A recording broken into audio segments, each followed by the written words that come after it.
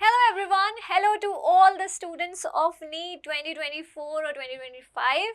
Welcome back to VMC NEET. I am सलोनी शर्मा और आज फिर से मैं एक नई इन्फॉर्मेशन आपके लिए लेकर आई हूँ. आपके दिमाग में बहुत सारे क्वेश्चंस चल रहे हैं जो नीट की तैयारी करने वाले हैं या फिर कर रहे हैं 2024 और 25 के लिए. उनको बहुत सारे कन्फ्यूजन्स हैं regarding NCERT syllabus. NCERT syllabus कम हो गया है, अगर कम हो गया है तो क्या नीट का भी कम हो गया है. सो डोंट वरी, आज हम इन्हीं क्वेश्चंस को कवर करेंगे और सारे डाउट्स आपके क्लियर करेंगे.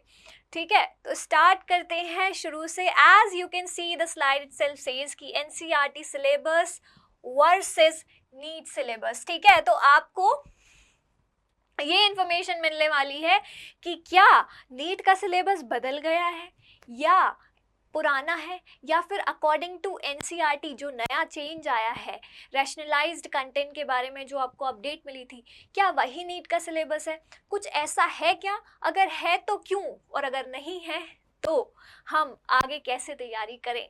ठीक है, तो अभी इस वीडियो को पूरा लास्ट तक देखना है और ऐसी ही वीडियो के लिए आपको वीएमसी नीट चैनल को सब्सक्राइब करना है. And to never miss an update, आप इसको अभी सब्सक्राइब करके नोटिफिकेशन का बेल आइकन प्रेस कर दीजिए ताकि कोई भी अच्छी और बहुत ही इंफॉर्मेटिव वीडियो आपसे मिस ना हो. Okay, so let's go. अभी आपके दिमाग में दो क्वेश्चंस तो बहुत ही ज़्यादा चल रहे हैं. क्या एनसीईआरटी का सिलेबस कम हुआ है? अगर आपने नई एनसीईआरटीज देखी हैं तो वाकई में आपको देखने मिलेगा a drastic change in the NCERT syllabus. Yes, मैं यहाँ पे पर्टिकुलरली बायोलॉजी की एनसीईआरटी के बारे में बात करूँगी. आप हर एक एनसीईआरटी में वो देख सकते हैं. ओके, सो एक क्वेश्चन तो ये है कि क्या सिलेबस रिड्यूस हुआ है, इसका आंसर भी मैं आपको दूंगी. दूसरा ये है कि क्या ये नीट सिलेबस पे किसी भी तरीके से अफेक्ट डाल रहा है या डाल सकता है. So don't worry and let's start. तो सबसे पहले क्वेश्चन पे आते हैं कि क्या एनसीईआरटी सिलेबस रिड्यूस हुआ है.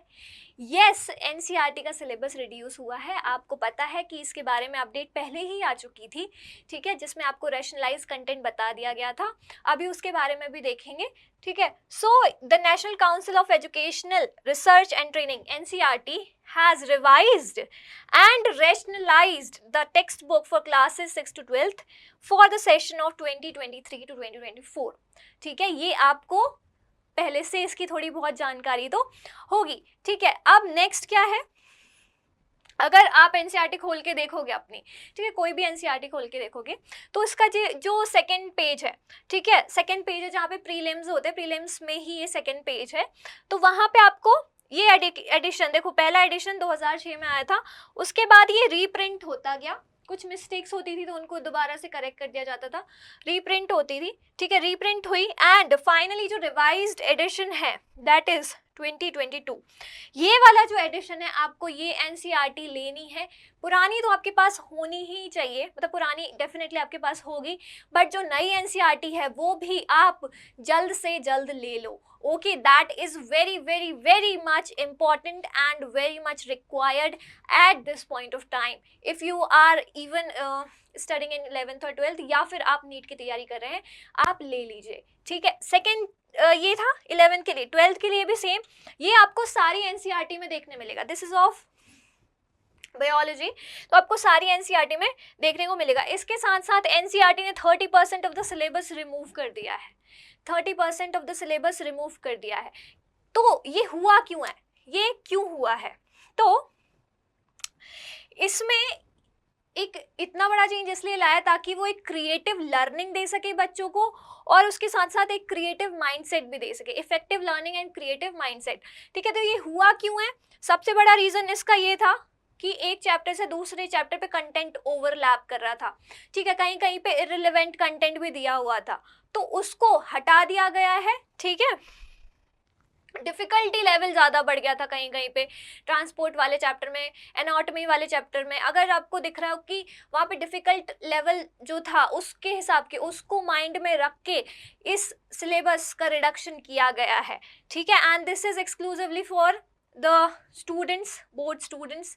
ठीक है, जो अभी पढ़ रहे हैं, स्कूल्स में पढ़ रहे हैं. ठीक है, उसके बाद content which is easily accessible to the student, अब कंटेंट जो है स्टूडेंट खुद से पढ़ सके, उनको टीचर की जो असिस्टेंस है, मतलब कि टीचर के थ्रू थोड़ी उनके कम हेल्प पड़े, ताकि वो खुद से अच्छे से इजीली पढ़ सके। ठीक है, इजीली पढ़ना इज़ वेरी इंपॉर्टेंट, कि आप अगर किसी की हेल्प ले रहे हो दैट इज़ वेरी इंपॉर्टेंट, क्योंकि एनसीईआरटी की खुद की लाइन ऐसी है कि आपको बहुत ही ज़्यादा सोच समझ के, बहुत ही ज़्यादा मतलब प्रिसाइजली, बहुत ज़्यादा कंसंट्रेट होके पढ़ना पड़ता है एनसीईआरटी। क्यों? क्योंकि एक एक लाइन में भी बहुत सारी चीज़ें छुपी होती हैं। तो कहीं ना कहीं आपको एक गाइड भी चाहिए होता है, कि आपको एक मेंटोर चाहिए होता है जो आपको सही तरीके से उस एनसीईआरटी की एक लाइन को बहुत अच्छे से समझा सके।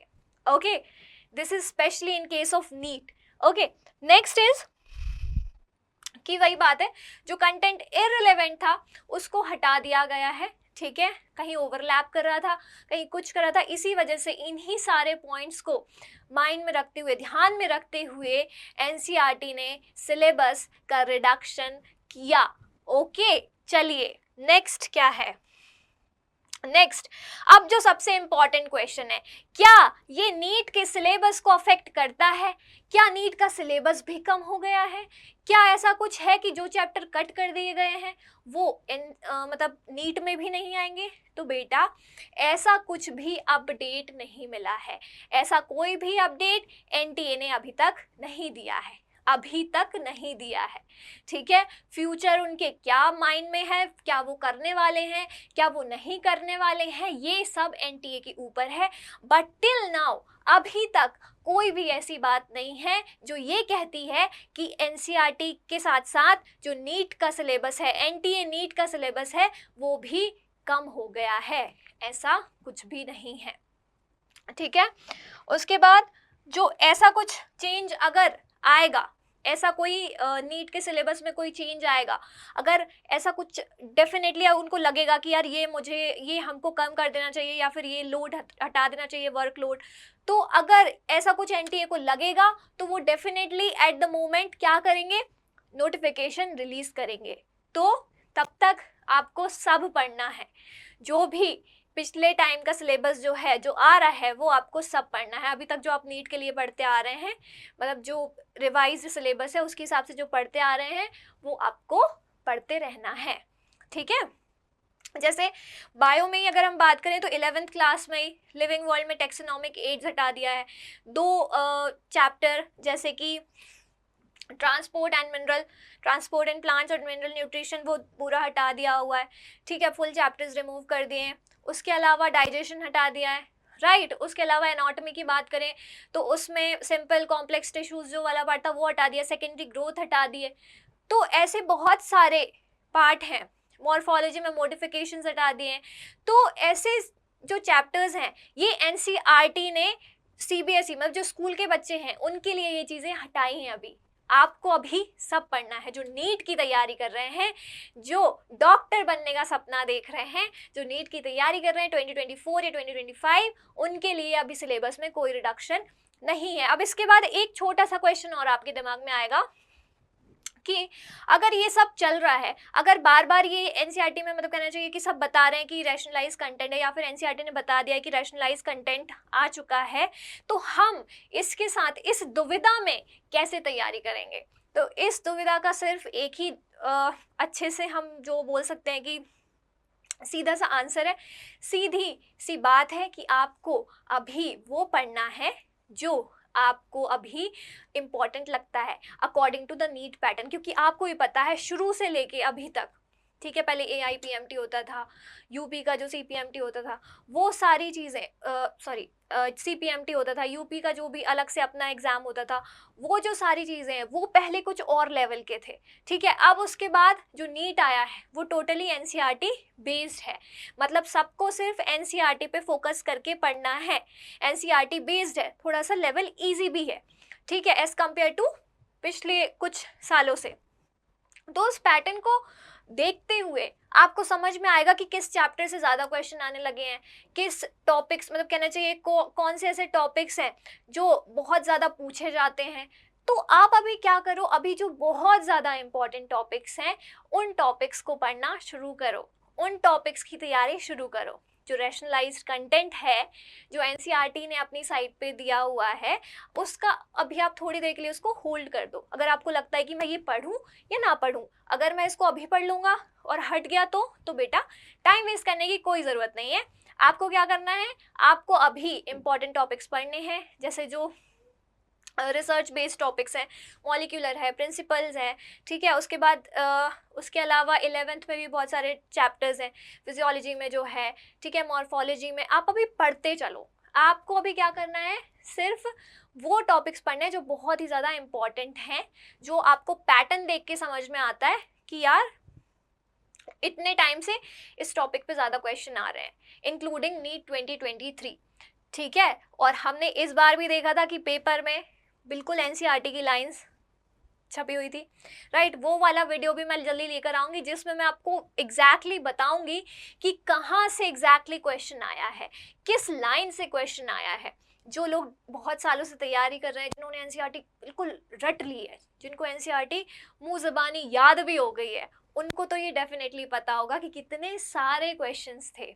फॉर एग्जाम्पल, जो फ्लोरल मेरिस्टेम वाला एक पैराग्राफ है मॉर्फोलॉजी में, राइट, उसका एक क्वेश्चन आ गया था, वो मैं हमेशा बोलती हूँ कि कोई भी टॉपिक आपको बहुत अच्छे से पढ़ना है, समझना है, and that's why NCERT is the key to NEET जो आने वाला है, किसी भी नीट के लिए 2024, 2023, आप जो भी आगे तैयारी कर रहे हैं, एनसीईआरटी बहुत ज़रूरी है। NCERT based study is very very important. तो आपको कैसे तैयारी करनी है इस रैशनलाइज कंटेंट के साथ, इसको आप अभी भूल जाओ। इसको अभी आपको क्या करना है, साइड में रखना है। जो टॉपिक्स आपको बहुत ज़्यादा इंपॉर्टेंट समझ में आते हैं कि यार हम तो डेफिनेटली आपकी हेल्प करेंगे, तो आपको जैसा लगता है कि ये वाले पैटर्न के हिसाब से अब ये वाले टॉपिक ज़्यादा इंपॉर्टेंट है, तो आप उनको पहले पढ़ना शुरू करो, क्योंकि नोट्स तो आपके पास होंगे। नोट्स को आप एडिट करो, नोट्स को आप रीराइट करो, ठीक है, टाइम सेविंग के साथ टाइम मैनेजमेंट करो। ये सारी चीज़ें आपको एक बेटर प्रिपरेशन करने में बहुत हेल्प करेंगी, ठीक है। So that's all for today. And इस वीडियो में मुझे यही बताना था कि एनसीईआरटी का सिलेबस भले ही चेंज हुआ हो, but there is no update from NTA for NEET UG 2024 और 2025, ठीक है। जो तैयारी करें, जो 11th में है, अभी छोटे छोटे से बच्चे अभी आए हुए हैं, जो सिलेबस से अभी और उनका परिचय होगा आगे चल के, ठीक है। थोड़ा सा डीप में भी पढ़ना पड़ेगा कि अगर एनसीईआरटी की कुछ लाइन कह रही है तो आगे चल के उसको कैसे अच्छे से पढ़ना है। तो जो 11th में है अभी और जो 12th में है, दोनों ही बच्चों, आपको क्या करना है, आपको अभी इम्पॉर्टेंट टॉपिक्स पे फोकस करना है, ठीक है। और जो आपकी पढ़ाई चलती जा रही है साथ में वो पढ़ते रहो, जैसे आपके टीचर्स पढ़ाते हैं, जैसे आपके गाइड्स पढ़ाते हैं, जैसे आपके मेंटर्स आपको गाइड करते हैं। And we are here to give you all the assistance, जो भी आपको चाहिए, जिस तरीके से आपको कोई इन्फॉर्मेशन चाहिए, कुछ भी चाहिए, just comment down and we will be ready with that video, ठीक है। So till then stay tune and keep watching VMC NEET. So thank you so much. Stay tuned and keep watching VMC NEET.